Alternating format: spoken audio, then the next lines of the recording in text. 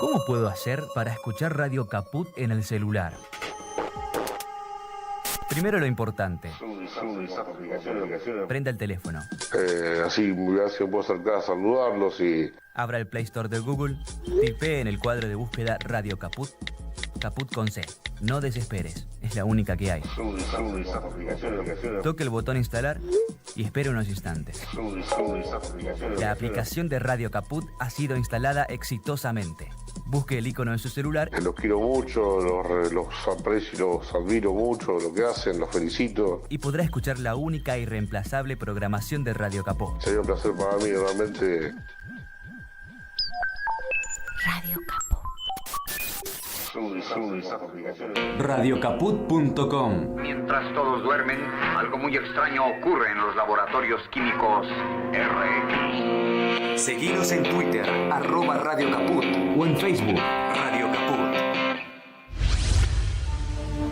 Un programa en ascenso. Bote a tierra. Con la conducción de Gonzalo Quintas y Carlos Seriani. Bote a tierra. Viernes de 20 a 22 horas. En Caput.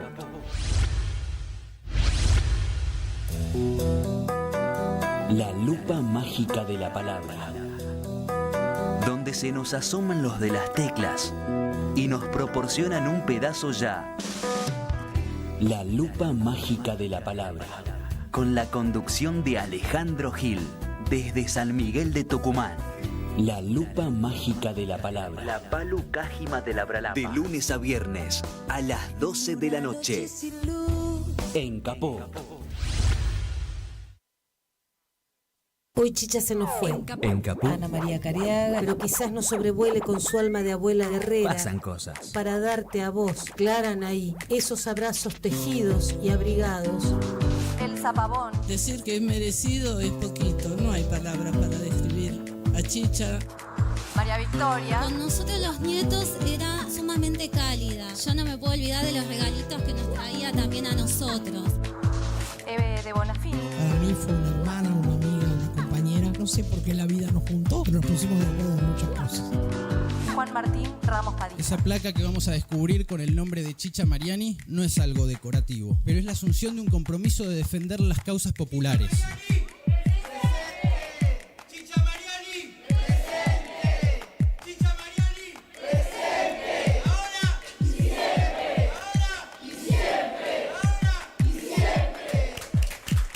Radio Caput.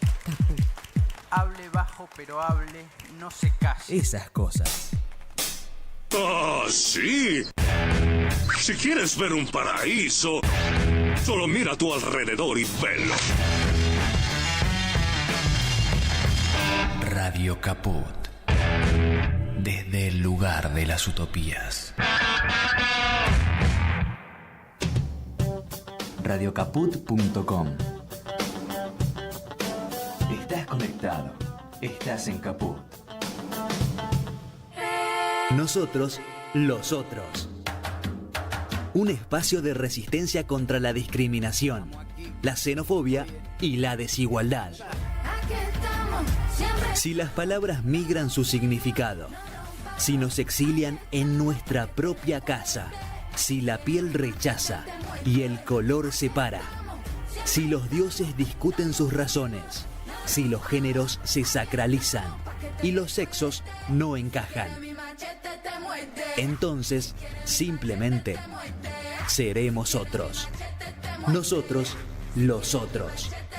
Conducen Larry Levy en Radio Caput.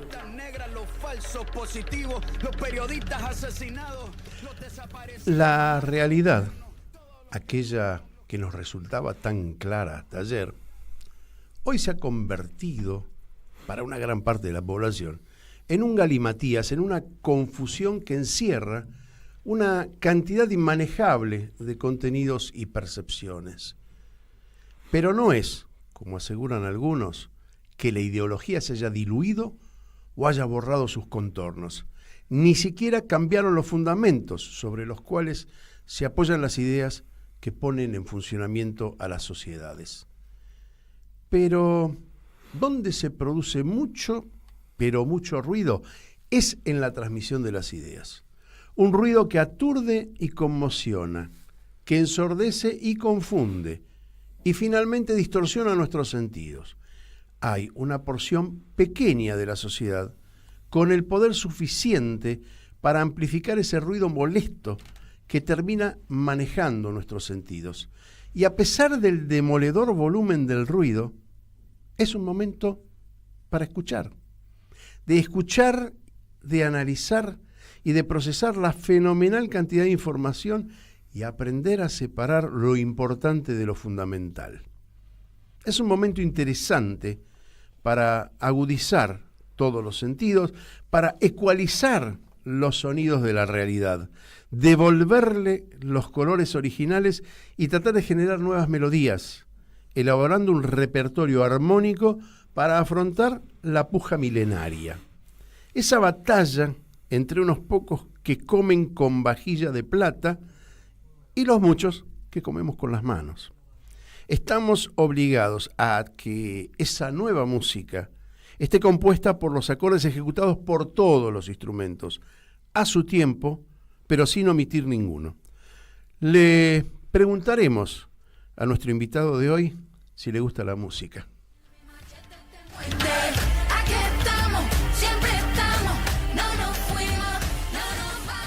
Y nuestro invitado de hoy es un amigo que cada tanto necesito entrevistarlo, porque ya le dije una vez que funcionaba como el ribotril de mi concepción periodística, y la última vez yo no había quedado conforme con el efecto del ribotril, lo recuerdo perfectamente. Alejandro Kaufman, gracias por estar aquí con nosotros. No, gracias a vos. Bueno, Alejandro, para quien no lo conoce, es profesor universitario, crítico cultural, ensayista, profesor de la Universidad de Buenos Aires, de la Universidad de Quilmes, investigador del Instituto de Investigaciones Gino Germani, en fin, un tipo de... te voy a hacer después una aclaración, creo que lo charlamos, ¿no? Alguien se me enojó con eso, pero bueno, nuevamente gracias por estar y preguntarte si te gusta la música. Me encanta la música. Estamos siempre discutiendo qué música, ¿no? Exactamente. La nueva música. Claro, porque bueno, aparte hay una cuestión generacional en la música, que es importante también hacer la analogía con la política. Hay formas de hacer política que a los tipos de nuestra edad nos cuesta bastante, ¿sí? Interpretar cuáles son. Por ejemplo, yo no quiero ser autorreferencial, pero bueno, uno se maneja con esos criterios. Tengo una hija de 20 años que cursó el Pellegrini y que empezó a militar, pero en un momento determinado dijo, no es lo que me gusta. Sin embargo, no se pierde de putear a cada una de las alternativas de lo que va pasando en la política nacional, con un concepto humanista, nacional y popular, y etcétera, etcétera. Y me pregunta, viejo, ¿qué hicimos que tenemos el loco en el poder, viste? Pero bueno, a eso me refiero, ¿no? Es decir, una música que nos cuesta entender en la forma habitual de interpretar o de escuchar la música. Hay esto que yo te digo, mucho ruido, pero hay que saber ecualizarlo y tratar de limpiar. Sí, está buena esa idea. Hay mucho ruido, hay demasiado ruido, porque el ruido es un producto, y es un producto industrializado y mercantil del que se vive. Hay que vivir de algo, hay que trabajar de algo, y una de las cosas de las que trabajar es producir ruido. Entonces... claro, pero hay ruidos armónicos y hay ruidos que son molestos, ¿no? Bueno, eso es crítica musical. Claro, absolutamente. Ahora, la cuestión es que cada vez que hay un momento de crisis económica, hay parripollos, ¿no? Kioscos, parripollos. Ahora estamos llenos de parripollos que hacen ruido.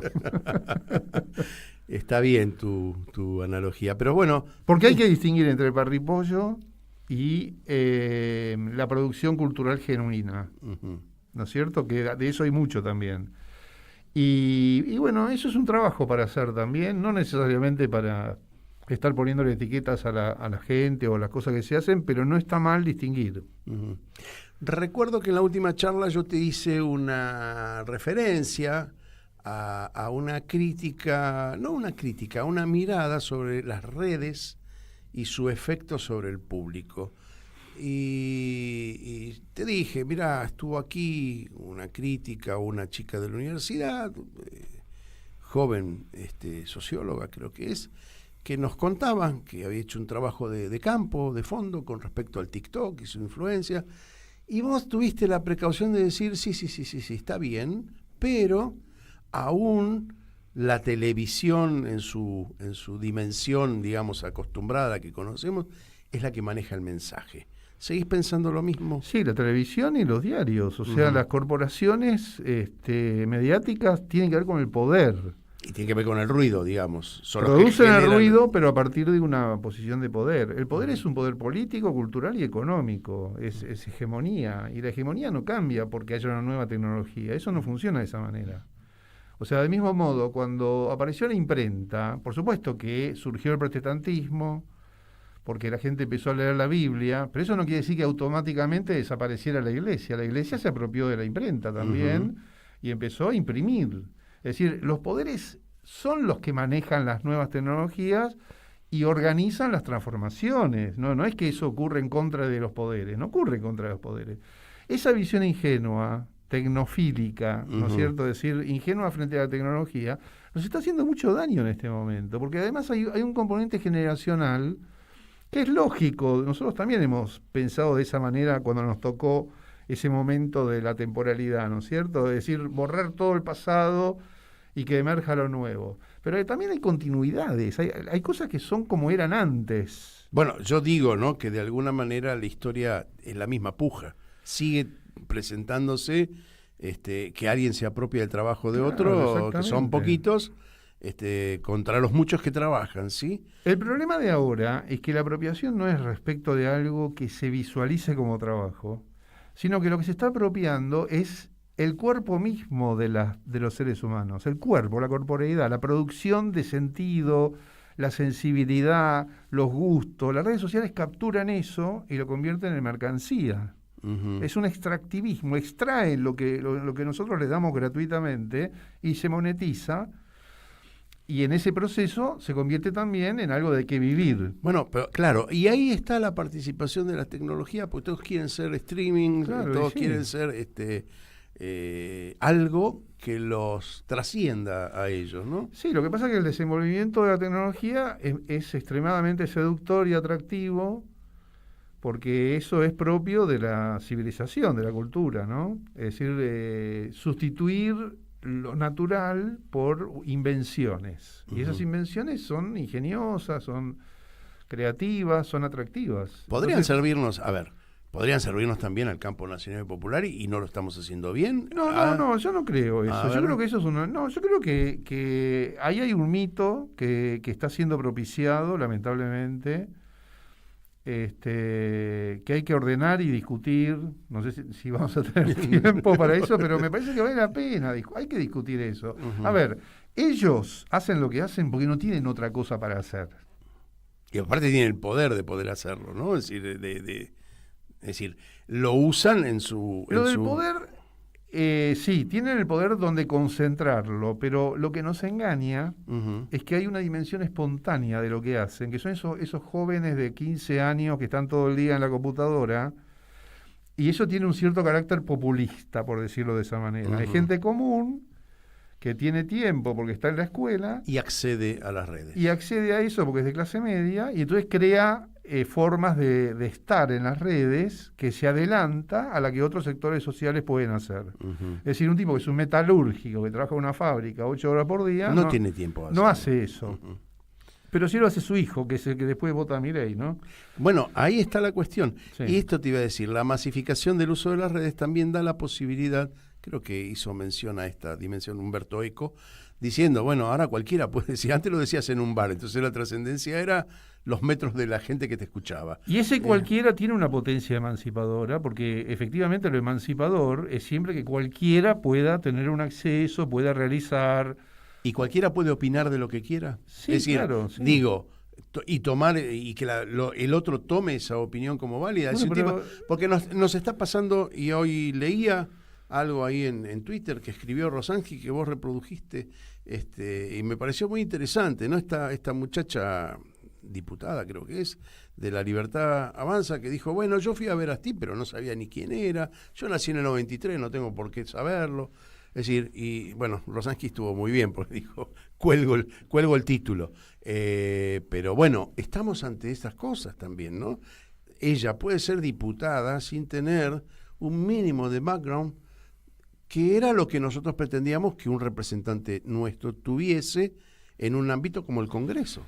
Sí, ahí tocas otro tema que está pendiente, que es la cuestión de la historia reciente, ¿no? Uh-huh. Es decir, lamentablemente la historia reciente no la hemos procesado adecuadamente, como ha pasado en muchos otros lugares también. Entonces hay bueno, es un largo tema también. Sí, ¿no? Sí, es un tema interesante porque está relacionado con las memorias históricas de los procesos, por ejemplo, de genocidio, ¿sí? Y grandes masacres políticas, ¿no? De raíz política. Hubo una brecha en el cerco sanitario de la ultraderecha dictatorial. Hubo una brecha en ese cerco que, bueno, pasaron por ahí y volvió el pasado, ¿no? Es decir, el pasado se metió por esa brecha.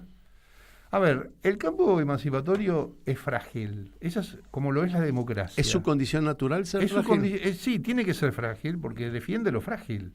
Uh-huh. Es decir, lo frágil no se puede defender del mismo modo que el poder se defiende a sí mismo de maneras autoritarias, bélicas, fascistas. No. Es decir, el campo popular es un campo donde hay compasión, donde hay solidaridad, donde hay generosidad. También hay otras cosas, porque es humano, evidentemente, pero colectivamente puede devenir, como ocurrió en la historia del siglo XX, en un totalitarismo. Pero eso no está en su núcleo, no es su propósito. Esa es la distinción que nos quieren confundir. Uh-huh.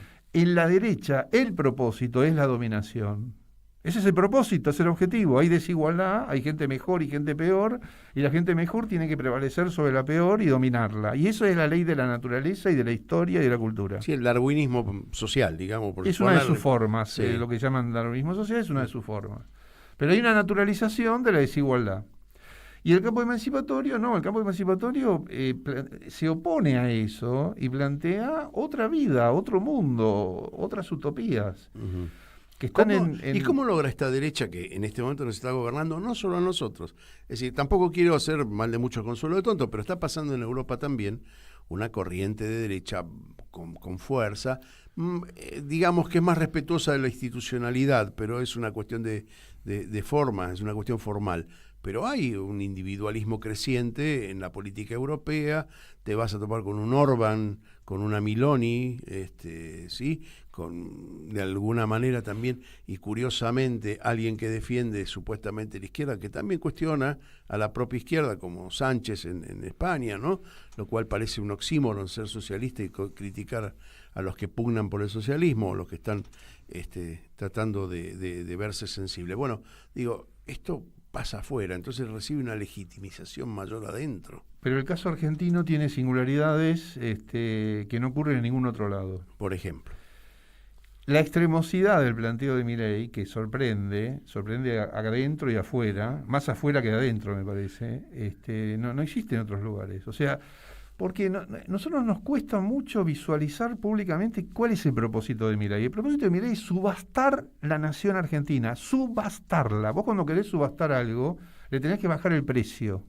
Uh-huh. ¿Y cómo bajás el precio? Y bueno, si vos vendés un inmueble, no lo pintás, lo decorás, lo arreglás bien, porque eso le va a subir el precio. O sea, si vos sos el comprador, te conviene que esté arruinado. Uh-huh. Si tenés el poder de que esté arruinado por influencias o por alguna forma indirecta, para que baje el precio, lo vas a usar ese poder. Eso es lo que está pasando en la Argentina, es decir, es bajarle el precio a la nación, al territorio, al patrimonio del Estado, a las culturas populares. ¿Y dónde está? A la industria, al campo. Acá no se salva nadie, porque la idea de Milei, que lo ha dicho hasta el cansancio, y no asumimos lo que dice, uh-huh. Es que es la idea de Rothbard, de que la forma ideal de vida es que un monopolio organice a la sociedad. Uh-huh. Una corporación monopólica es una idea totalitaria. ¿Cuál es la idea totalitaria? Lo mejor es que alguien humano, que sea como un dios, gobierne con un poder ilimitado. Eso hay una confusión interesante entre la persona y el sistema, en este caso entre Milei y lo que propone. Hay una simbiosis, digamos, simbólica ahí, sí. ¿no? sentirse un poco Dios, sentirse un poco... En el caso de él no es Dios, sino su voz, su revelación. ¿no es el cierto? vocero, el Adorni de Dios vendría a ser. Sí, sí, lo que pasa es que el poder totalitario, una de las formas que tiene de establecerse es a través de una revelación divina, ¿no? Uh-huh. Es decir, porque si no, ¿por qué alguien tendría el derecho de gobernar todo de una forma unívoca? Si le quitamos lo divino, es fascismo, o más o menos. Pero el fascismo tiene una lectura de una supuesta sacralidad, uh-huh, con distintos mitos. El nazismo histórico lo hizo con otros mitos. Estamos en otra época, pasaron muchas cosas en el medio, y este fascismo asume de esta forma que vemos, ¿no? Uh-huh. Que es legitimarse por lo sagrado. Uh-huh. Se legitima de esa manera, sí. Todas esas citas que hace, todas esas fábulas que se utilizan y que le suenan bien a algunas personas incompetentes, uh-huh, del orden religioso, que no entienden absolutamente nada porque son sectas que viven encerradas en el siglo XVIII. Uh-huh. Estás hablando, por ejemplo, el caso de los de Lubavitch. Claro, es una secta del siglo XVIII que vive encerrada en su frasco, digamos, y que no entienden absolutamente nada. Uh-huh. Entonces viene alguien y les dora la píldora y dicen, bueno, bienvenido, qué sé yo, está muy bien. Y es eso lo que... no es tan complicado. ¿Vos pensás que es así de básico? ¿No hay un pensamiento de conquistar a lo que se supone que maneja las finanzas del mundo con esa percepción así tan... Esa es la idea que está subyacente y que este señor que nos gobierna utiliza de alguna manera, uh-huh, para proyectar la responsabilidad que él no quiere asumir. O la posibilidad de conseguir dinero, porque en el caso de él podríamos analizar, los judíos manejan la guita del mundo. Entonces, no, pero eso él sabe que no es así. O sea, no, eso no tiene ningún eso es un mito, ¿no es cierto? Uh-huh. ¿O vamos a abonar ese mito? No, yo no quiero abonarlo, me parece catastrófico. ¿Cómo pensás que hay que afrontar esto? Es decir, a ver, hasta ahora el ribotril está haciéndome efecto, digamos, ¿sí? Me estás despreocupando. ¿Vamos bien? Porque digo que la dinámica histórica que vos planteás contempla el paso por oscuridades como la de este tiempo. No sé si tan profunda, no sé si con estas características, pero lo que estás diciendo es, el mundo no cambia, las propuestas son las mismas, tienen alternativas, tienen subidas y bajadas, y a esto le va a seguir seguramente la recomposición. ¿Cuánto tiempo va a durar? ¿Qué profundidad? Y el problema todas esas cosas son elementos valorativos, no son elementos conceptuales, digamos, ¿sí? Son medidas, es decir, pero no son el fundamento básico del movimiento. Sí, el problema es que el tiempo nos va en contra, ¿no? Porque efectivamente este argumento de que lo que se trata es de subastar el país, ese es todo el país. Uh-huh. Los únicos que pueden tener una ventaja competitiva para no quedar subastados son las que ya son corporaciones multinacionales de origen argentino. Que son 2 o 3. Son muy pocas. Sí. ¿Cuántas son? 4 o 5. Uh-huh. Está Galperín, Roca, Bulgeroni, ¿no es cierto? Uh-huh. Y pregunto, la reacción popular. Por ejemplo, Elstein no está en esa lista, porque lo de Elstein es una burbuja, la burbuja inmobiliaria.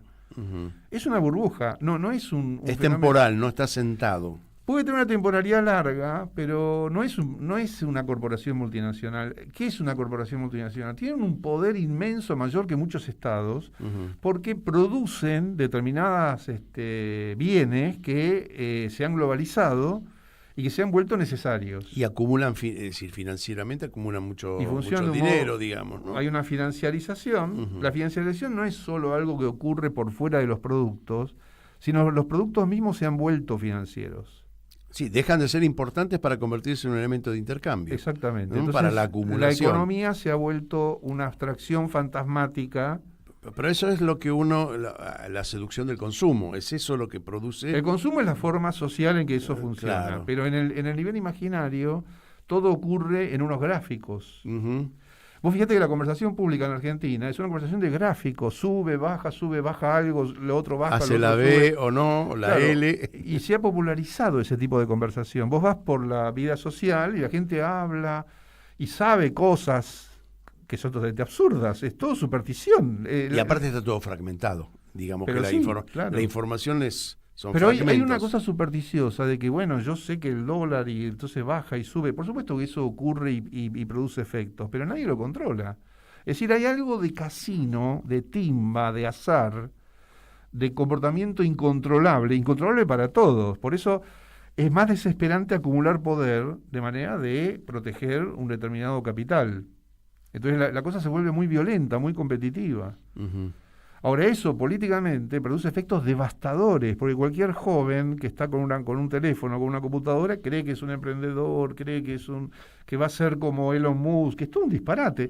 Eso ya había ocurrido antes, porque el emprendedorismo es uno de los vectores del capitalismo. Uh-huh. O sea, cuando íbamos a la escuela primaria nos hablaban de Tomás Alva Edison, que Sí. inventaba la bombita y entonces se hizo millonario. Bueno, ahora eso ocurre no de un modo industrial, en el sentido material, sino financiero. Uh-huh. Es decir, si vos tenés 10 pesos y los ponés en esos circuitos, te vas a volver millonario. Uh-huh. Lo cual no va a ocurrir, eso no es así. Claro, uno de cada 100.000 tendrá suerte. Sí da, me parece que es uno cada millón. Vamos a tener que hacer una pausa y después quiero preguntarte si podemos definir y aclarar quiénes son los actores que están en juego en este momento. ¿Sí? Política, el sindicalismo, la juventud, todo eso, y qué rol están jugando la academia, una gran crítica a la academia. Tratemos de ver dónde están los actores para ver cómo actuar, también para qué libreto tener, ¿no? Estamos charlando con Alejandro Kaufman, vamos a ir a una pausa aquí en Nosotros los Otros y ya venimos. Enseguida volvemos con Nosotros los Otros en Radio Caput. Mandanos un WhatsApp. Mandanos zaraza y noticias. 11 65 16 44 46. Solidaridad, voluntariado y asociativismo. Anoche soñé contigo. Proyecto Colectivo, el programa radial de Asociactiva. No estaba durmiendo. Subite al bondi de la solidaridad. Qué lindo que soñar. Soñar no cuesta Proyecto nada. Colectivo, solidaridad, voluntariado y asociativismo. Subite al bondi de la solidaridad. Proyecto Colectivo. Los jueves a las 5 de la tarde. En Capó.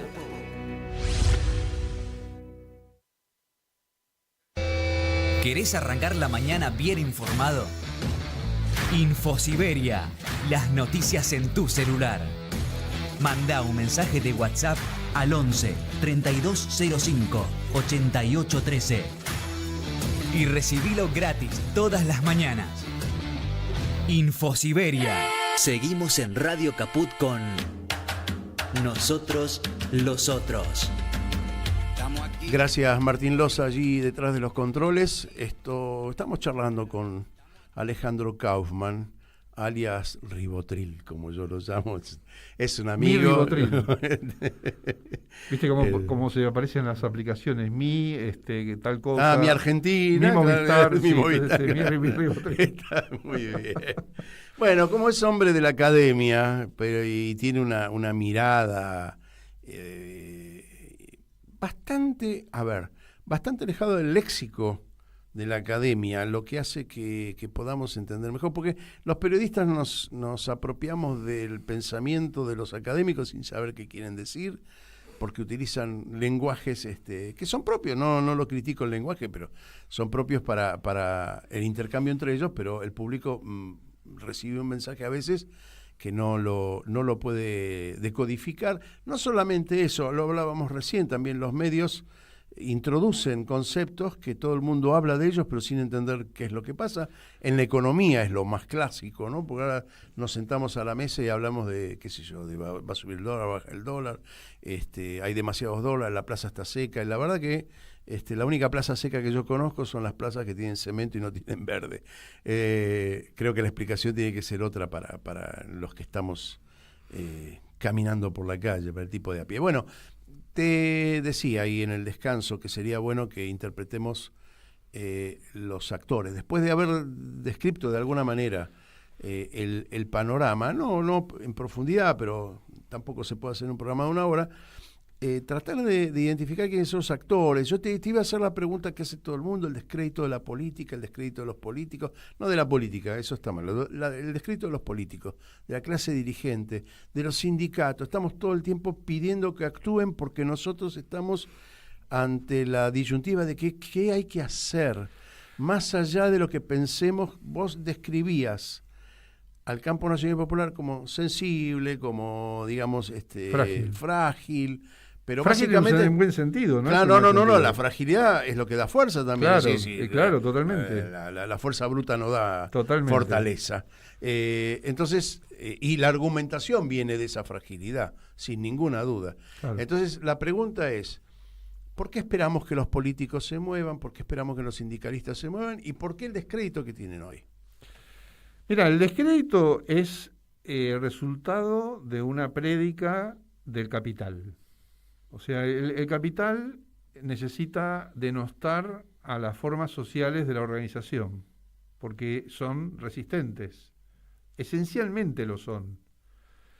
Cuanto más extrema el dominio del capital, más amplio es el oponente que define, ¿no es cierto? Es decir, De Loredo también es un enemigo. O sea, por eso no es un mero capricho absurdo de Milei atacar a todos los que ataca. Es decir, él a lo que viene él lo que ha hecho es secuestrar la institución democrática. La ha secuestrado, la ha capturado, porque se le ha permitido por hacerlo, supuesto. se le entregó, ¿no es cierto? Porque acá lo que ha ocurrido es un estado mental colectivo que, bueno, peguémonos un tiro a ver qué pasa.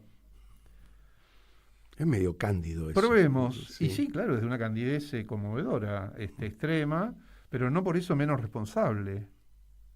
Pero es medio suicida, ¿no? Y sí, ha sido un gesto ahora suicida. pero una ciudadanía, un país, una sociedad puede ser suicida. Puede ser suicida, ¿sí? Por supuesto. Hay muchísimos ejemplos de eso históricos, claro. Las sociedades se pueden suicidar, por supuesto que sí.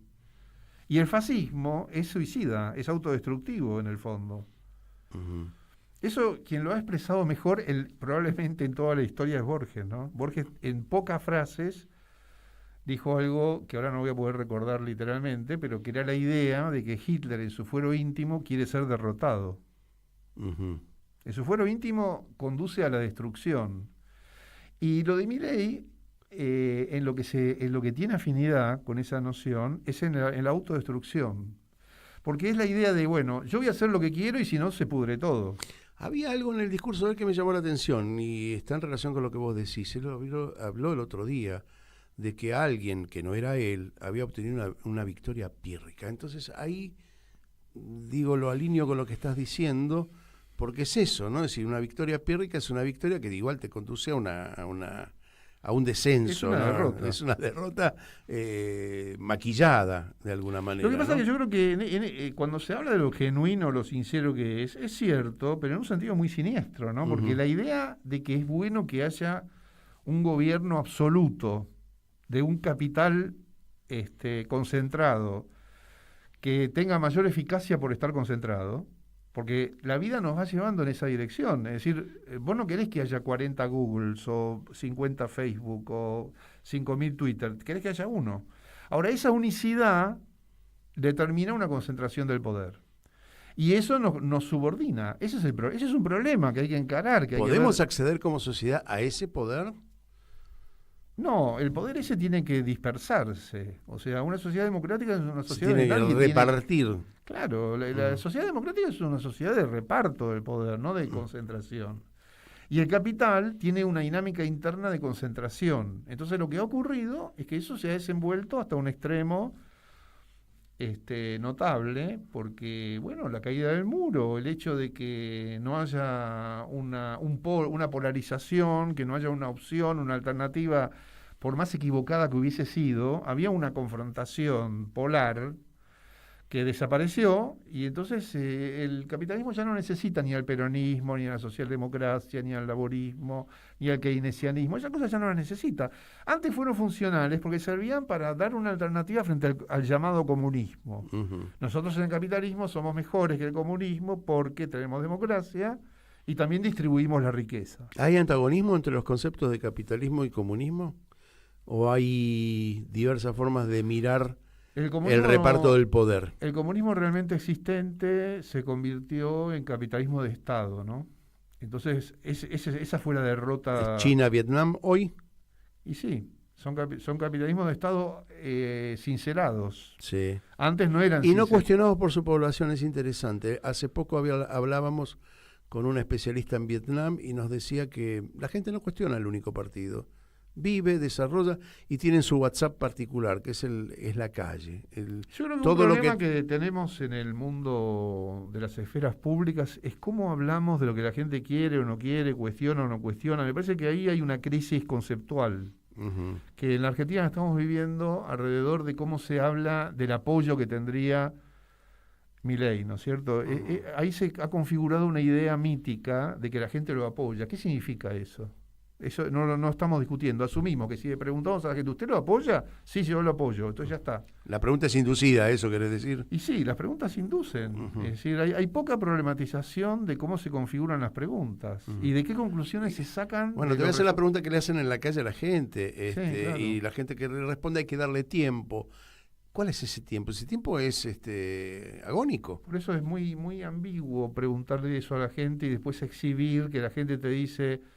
Hay un tiktokero, uno de las redes que yo no miro bastante, que tiene muy buenas intenciones, ¿no? El arquitecto, creo que es No, arquitecto. el Rodríguez se llama, que es peinador. Sí. Ah, pensé que era arquitecto. No. Es peinador. Sí. Bueno, tiene muy buenas intenciones y es un militante. Sí, sin ninguna duda. Entonces él lo que quiere hacer es recurrir a la solidaridad, al último extremo de solidaridad que puede haber en la gente, a ver qué dice de los que están sufriendo mucho, y lo que obtiene son muchas respuestas, demasiadas, de gente que dice, en realidad no me importa. Que se arreglen. Sí. Y contemplar eso es como que alguien te esté despellejando y vos lo filmás. Sí, él pretende satirizar ese momento con la realidad, pero no lo logra. Yo creo que él cree que lo está denunciando, pero no funciona como denuncia. El problema que hay en las últimas décadas en las esferas públicas globales es que mostrar algo horrible dejó de funcionar como denuncia. ¿Vos te acordás la foto de la nena vietnamita afectada por el napalm? Sí. Esa foto en aquella época funcionaba como una denuncia. Pero la foto que ganó el premio Pulitzer en los años 90, de la nenita africana con el buitre esperando que se muriera, supuestamente, no funcionó como denuncia, funcionó como goce de ver sufrir a alguien. Ese fotógrafo después se suicidó. Y alrededor de eso se armó todo un debate sobre si ese suicidio no estuvo vinculado con haber ganado el premio Pulitzer por una foto tan horrenda. Pero no importa tanto el hecho anecdótico que uno no puede constatar de por qué se suicidó el fotógrafo, sino los debates que se producen acerca de que mostrar algo ha dejado de ser ético. Se convierte todo en una especie de circo donde contemplamos cosas horrendas para entretenernos. Y las normalizamos. Las normalizamos, tenemos una retórica del escándalo, del rechazo, pero eso no está funcionando. Bueno, es el caso que hablaba Horacio del Prado en el programa anterior, el caso Loan, que lo único que hace en este momento es, de alguna manera, un show. No soluciona nada, no soluciona el secuestro de pibes, que debe haber un trasiego importante, el trasiego de trata, así, ¿no? Y es un show. Por eso, vos, por ejemplo, si vos observás cómo funciona el periodismo, ¿no es cierto? Vos tenés una primera línea de periodistas show, que son los conocidos, que lo que arman es un circo de entretenimiento, donde entonces Milei, que te viene a destruir todo, es ameno. Entonces lo mirás durante horas, mientras él dice que te va a matar, y que te va a torturar y te va a despellejar, te va a hacer pedazos. O sea, estoy usando metáforas. Sí, ¿no es cierto? Por supuesto, está claro. Pero lo que va a hacer es destituir tus medios de vida para que vos te encuentres en el desierto, en el desamparo, y que entonces... Y pongas a prueba tu capacidad para sobrevivir, porque en última instancia es arreglate como puedas. Arreglate como puedas. Él viene a romper con un principio civilizatorio que es la solidaridad. ¿Es inherente a las sociedades la solidaridad? Por supuesto, porque ¿sabés cuál es una manera de decirlo rápido en un programa de 1 hora, como decís vos? uno de los fundamentos de la solidaridad humana es el lenguaje. Si yo tuviera un lenguaje solo mío, que nadie más entendiera y fuera mío, es mi propiedad, hablo como quiero, digo lo que quiero, pienso lo que quiero, pero nadie con los sonidos que yo quiero. Pero nadie me entendería y no sería un lenguaje. O sea, el lenguaje es inherentemente social para que me puedan entender. Si yo te digo buenos días, vos entiendas que yo te dije buenos días. Entonces no es mío, no hay propiedad individual de lo que es común, eso no existe, eso es un mito. No quiere decir que no haya una dimensión propia, obviamente existe la intimidad, la corporeidad, lo propio, pero eso está en tensión con lo común. Y enarbola la propiedad común como elemento, digamos, simbólico en el frente, lo cual no contempla ninguna de las posibilidades de compartir un edificio, por ejemplo, ¿no? Porque hasta esa abstracción... El aire compartimos, claro. Pero por favor, hubo una pandemia donde el problema era compartir el aire, es decir, y ahí se deterioró, el lazo social se deterioró en la pandemia. Alejandro, sí, yo sé, el lazo social se deterioró en la pandemia y nos hizo... Pero se deterioró porque lo que compartimos inevitablemente, que es el aire, se convirtió en algo nocivo. Entonces esa contradicción tiene consecuencias políticas. Es decir, se produjo un deterioro de la convivencia que no lo hemos podido superar. Exactamente. Bueno, entonces todos estos problemas hay que considerarlos para poder superarlos. Por ejemplo, cuando él dice, alguien lo paga, eso no es así. Es decir, la vida social es posible porque no importa quién pague. No importa quién pague. Es decir, hay cosas comunes que son de todos, de la totalidad. Es decir, el mundo en el que vivimos es común. Los átomos se intercambian entre los individuos. Uno no es lo mismo todo el tiempo, sino que está en un constante intercambio con el entorno. ¿No es cierto? Es decir, vos comés y sale hacia afuera de tu cuerpo lo que ingresó y tu cuerpo se mantiene con una identidad, pero alrededor de un intercambio con el resto del mundo. Bueno, eso se ha convertido en una mistificación, en una superstición. La idea de que cada individuo es un aislado, autosuficiente, que compite con los demás, que es una idea atroz, es una mera atrocidad, ¿no es cierto? Bueno, a ver, hasta aquí de alguna manera definimos el entorno. Vayamos a las responsabilidades que nos cabe a cada uno. Las obligaciones y las responsabilidades. Porque digo, a ver, nosotros, como seres que nos comunicamos, como vos decís, vivimos en continuo intercambio, tenemos la responsabilidad de asumir la forma de vida que queremos y cómo compartimos esa lucha. Si es que a mí los términos, digamos, bélicos no me entusiasman, pero, digamos, es construir una sociedad en la que todos tengamos la mirada puesta en el otro, es decir, la frase, ¿no? Es el otro. Lo que ocurre en una escena como esta, que es extremadamente violenta y destructiva, es que en este momento no es posible un frente. De hecho no lo hay. Y eso nos conmueve, nos afecta profundamente, que sepamos que tendría que haber un frente muy amplio, porque abarca prácticamente a toda la sociedad, respecto de un vector muy minoritario.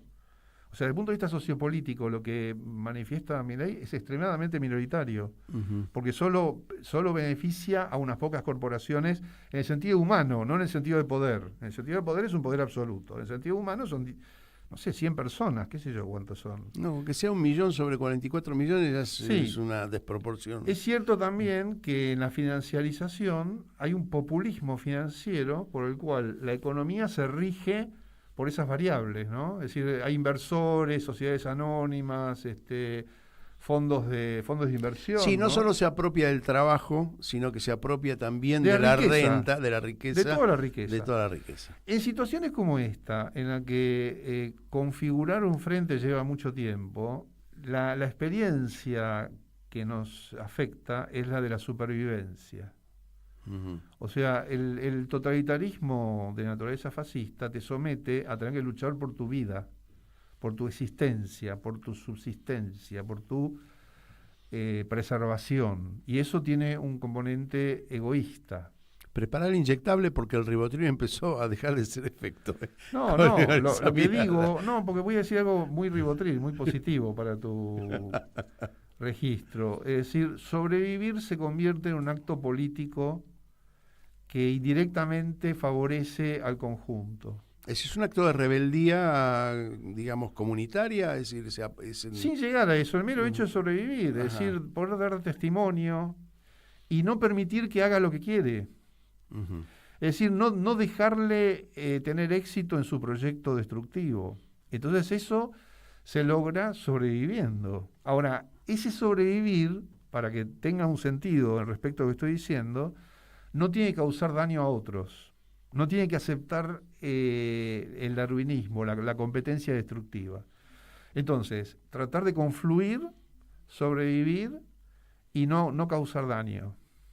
Ese es el eje de un comportamiento. Y en la praxis diaria, en la práctica de la política, ¿cuáles deberíamos tomar como enunciados para ese frente común del que vos hablás, amplio? No quiero parafrasear al Frente Amplio de Uruguay, en un frente en que la política tenga sentido, tenga utilidad desde el punto de vista social, el sindicalismo tenga también una construcción que se pueda unir y pueda ser valorable, y no digo el tipo de la calle, que es inorgánico, que con solo lo que vos decís, el acto de sobrevivir y la fuerza que da eso, lo convierte ya en un rebelde a la destrucción. Pero bueno, hay expresiones que tienen que ver con la síntesis de todo eso. Cuando yo hablo de políticos, hablo de la síntesis. Es más, hasta te lo dije, no sé si al aire, pero también la crítica hacia la academia, que parece que no estuviese a la altura de las circunstancias, aportando ideas que sabemos que tiran 100 ideas y por ahí media prende o es útil a la sociedad. Pero el acto de pensar y de debatir, ahí está la cuestión, ¿no? La resistencia frente al horror es gris, no es heroica en la cotidianeidad, en los múltiples pequeños actos que hay que hacer. Vos fíjate que nosotros hablamos de las madres de una forma tan narrativa, tan heroica, pero lo que hacían era dar vueltas, ¿no? Girar alrededor de sí mismas. La persistencia, ese es el punto. Ese es el punto. El enorme heroísmo que relatamos de la historia de las madres es por su perseverancia. Levantarse todos los días, cada día, e ir de nuevo al mismo lugar a hacer lo mismo, aunque se fracasara una y otra vez, aunque en un momento dijeron nos están mintiendo, pero por eso cuentan las rondas que van por miles, ¿no es cierto? Cada jueves de nuevo. Bueno, eso después lo podemos narrar de un modo heroico, pero no es el principio cotidiano. En la cotidianidad no hay heroísmo, lo que hay es perseverancia. Y esa perseverancia es una de las cosas que tenemos que sostener. El heroísmo, casi mito, es lo que transmitimos para poder, a lo mejor, sí, lo que pasa es que cuando lo transmitimos legar, no heredar, sino legar, ¿no? Tenemos que transmitirlo de una forma humilde, ¿no es cierto? Pues si lo transmitimos como un gesto de bronce, nos aleja de la gente real. La vida real no es de bronce, es una vida perseverante, gris, aburrida, donde la convicción es lo que te hace repetir el mismo gesto, que es levantarse todos los días, ¿no? Levantarse todos los días no tiene algo heroico en sí mismo, no hay una narrativa de levantarse todos los días, pero levantarse todos los días es lo que te mantiene con vida, ¿no? Y la resistencia tiene esa característica, en tiempos de oscuridad, de enorme dificultad, donde todo está en contra, esa perseverancia es la fuerza que te permite con el tiempo superar la situación. Entonces hay que sobrevivir, no causar daño, propender a la solidaridad, ¿no es cierto? Y cuestionar los discursos dominantes, ¿no es cierto? Es decir, el discurso que la culpa de todo lo que ocurre es del campo popular. Eso es lo que está ocurriendo. Es un discurso funcional a lo que estamos... y suicida, en última instancia es un discurso suicida que está circulando. Te voy a dar un ejemplo. Entrevistar a alguien que está muy a la derecha de Milei. Está tan a la derecha de Milei que todo lo que hace Milei le parece mal. Entonces lo entrevistan porque habla en contra de Milei. Pero habla en contra de Milei para que todo sea infinitamente peor. O sea, esa dinámica del espectáculo Es demencial, es muy dañina. Estoy hablando de algo que ocurre en un canal supuestamente popular. Entonces se sientan a hablar con Giacomini. Estoy hablando de Giacomini. Sí, Giacomini sí, que sí. te dice, no, Milei está mal porque gobierna, no hay que gobernar, hay que destruir tanto el Estado que ni siquiera hay que pretender... Es una farsa de anarquismo absoluta. Claro, entonces, ¿cuál es el valor de conversar con él? ¿Cuál es el sentido de conversar con él? Que le pegue a Milei, ¿con qué propósito? Es decir, la idea que es tan funcional espectacularmente en los medios de que si vos confrontás, ponés a boxear a dos oponentes, vas a perjudicar a uno en favor del otro, no sirve si uno de los dos es alguien, ¿no? O sea, si vos no te puedes aliar con alguien, que era el argumento de esa película, que estaba muy bueno, se aliaban con alguien para usarlo contra el enemigo. Algo así como que el enemigo de el amigo de mi enemigo, mamá. Exactamente. Entonces, esa lógica en el campo emancipatorio hay que cuestionarla radicalmente. Cuestionar radicalmente la idea de que alguien horrendo puede ser mi aliado, no importa las consecuencias. Ese es un problema fundamental, fundamental. Entonces no importa si es misógino, si es racista, si es reaccionario, porque está con el mismo enemigo. Yo no niego que en determinada circunstancia táctica eso pueda suceder, pero cuando se convierte en algo sistemático, se pierde el sentido que se está haciendo. Ese problema para mí es decisivo. ¿Cómo deberíamos enfrentar cada uno de nosotros? Yo te pongo el caso particular de Ribotril, como te puse, pero digo, la gente necesita también, de nuestro lado, escuchar una palabra de estímulo que tendrá que ver con esto que vos estás diciendo de la perseverancia, pero claro, si se lo pintamos solamente como, digamos, perseverancia, no se lo pintamos, si lo adoptamos solamente como la perseverancia, le quita cierto color que la vida sí tiene. Es decir, todos los días que sale el sol, a pesar de que la actitud de levantarse, de despertarse, puede ser no gloriosa ni de bronce, pero ver el sol también da un color. Entonces digo, bueno, no amanece todos los días nublado, ¿sí? También podemos mirar el sol. Sí, lo que pasa es que la diferencia que hay que hacer es con la seducción, ¿no es cierto? La belleza no necesariamente tiene que limitarse a la seducción. O sea, la seducción implica un desafío continuo de la maravilla. Y eso, la vida no es así. La vida tiene... Puede ser que no se puede vivir en seducción permanente. No, claro, es decir, eso hay que cuestionarlo radicalmente, porque es la lógica de las drogas, ¿no? Es decir, el estímulo que me va a maravillar y que tengo que estar continuamente recibiéndolo para que la vida tenga continuidad. Interesante, y pongo un puntito acá. El mirar en Cristina, por ejemplo, la líder que no se equivoca nunca, también es una forma de esperar esa seducción permanente de la palabra.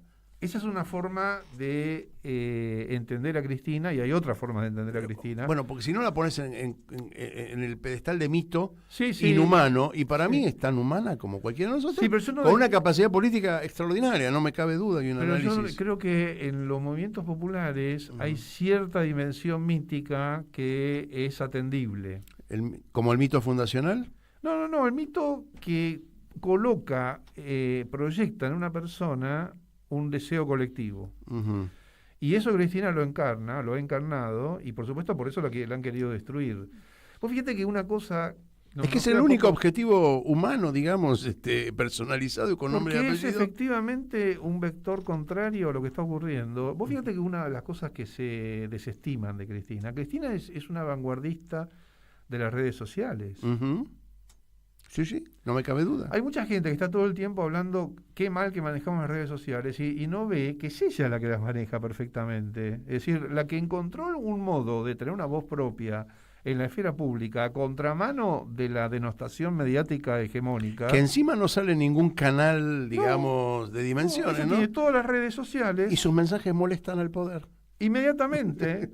Ahora, Milei de algún modo es la copia de eso, ¿no? Es una suerte de antagonismo mimético. Pero él compró el gran poder, lo compró, al gran medio lo compró, o lo tiene comprado.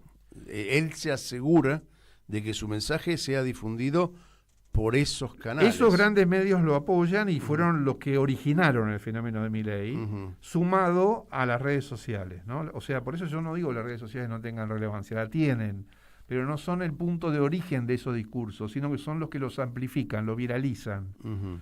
Ahora, el poder sigue estando localizado en el mismo lugar de siempre, no está en las redes sociales. Uh-huh. Bien, ¿y cómo asumimos la comunicación entonces? Como lo estamos haciendo, hay que promover la conversación y no el antagonismo, no el espectáculo, no la violencia retórica, ¿no? Y eso lo hace mucho. Yo decía hace un momento que después nos fuimos por otro lado. Hay una primera línea de la prensa espectacular y hay una segunda línea de verdadera prensa que siempre está en una segunda línea. Hay decenas de gente en todos los medios que hacen lo que tienen que hacer y lo hacen bien, pero quedan opacados por el espectáculo, ¿no es cierto? Uh-huh. por la primera línea. Yo creo que ahí hay que promover acciones colectivas, sindicales, éticas, políticas, de consolidación, de confluencia, de solidaridad. Me parece que eso es algo que está pendiente. Y otra de las cosas que yo decía y que me había propuesto, y lo digo siempre al aire desde que empezó esta temporada, que hay que propiciar el debate sin ser terminante, es decir, acá comienza la cosa, pero no se define la cosa, ¿sí? Frente a un micrófono se habla, se tiran ideas, se verbalizan las concepciones que uno tenga, pero no se termina de definir. La definición está en otro lado. Sí, es la situación de secuestro, ¿no? Es decir, cuando uno está secuestrado, es poco lo que puede hacer y tiene que esperar la oportunidad. Esa es la situación del campo popular. Es decir, ha sido secuestrada la institución política por un chantajista, digamos, ¿no? Déjeme hacer lo que quiero o si no destruyo todo. Y eso hace que se produzca una espera que no es solo por falta de ideas o por falta de imaginación o por falta de impulso heroico, sino que es porque estamos secuestrados. Uh-huh. La política argentina está secuestrada, eso es lo que está pasando. Porque si vamos en contra de una manera muy intempestiva, corremos el riesgo de poner en jaque a la institucionalidad democrática y no queremos eso. Uh-huh. No queremos. La Argentina tampoco tenemos un emergente que pueda capitalizar de nuestro lado la crisis. No lo tenemos porque hemos sido derrotados. Uh-huh. Y eso nos debilita. No, el tiempo juega a favor nuestro en un plazo intermedio, no en lo inmediato. Uh-huh. Bueno, tenemos que entregar, y esto es parte también de los corsets que tiene la comunicación, 17 horas y nos tenemos que ir. Gracias, Alejandro. Gracias a empezó vos. de nuevo gracias. a hacer un poquito de efecto el ribotril. ¿Hizo un poco de efecto? Un poquito ahora al final, levantó un poquito. Me voy a hacer un examen cardiológico y volvemos. Gracias, Martín Loza, detrás de los controles. Nos encontramos la semana que viene aquí a la misma hora, día jueves, 16 horas. Gracias.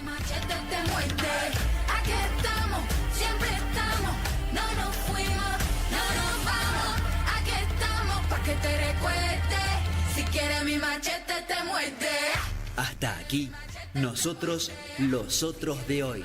La guerrilla, los hijos del conflicto, las pandillas, las listas negras, los falsos positivos, los periodistas asesinados, los desaparecidos, los narcogobiernos.